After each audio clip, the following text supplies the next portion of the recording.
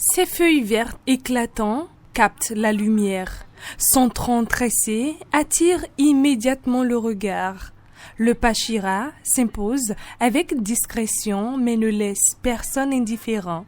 Originaire des régions tropicales d'Amérique centrale et d'Amérique du Sud, cette plante d'intérieur s'est invitée au fil des années dans les maisons, les bureaux et les jardins d'hiver. Au-delà de son aspect décoratif, elle est souvent associée à la prospérité et à la bonne fortune.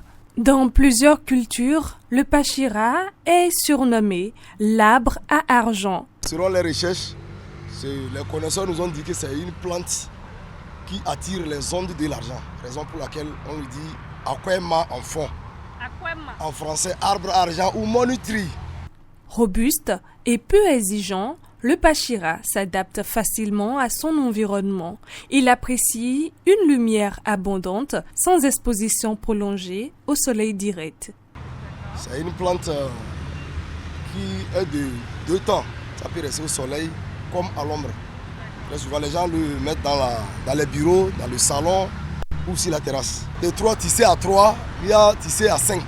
Normalement, son rôle, c'est quand c'est à un nombre impair. Ici, nous avons uniquement que des pachiras de 3 tissés.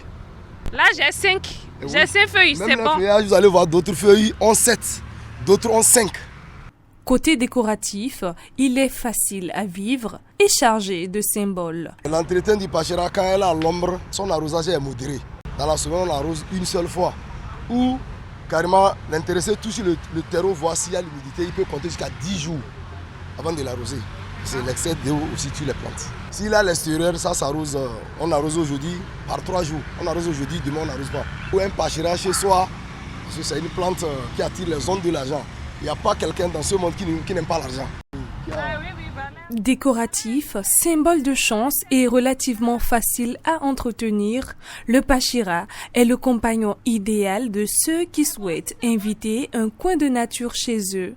Une preuve qu'une plante peut être bien plus qu'un simple élément de décoration. Elle est aussi un véritable souffle de vie au quotidien. Celui-ci même, c'est très simple.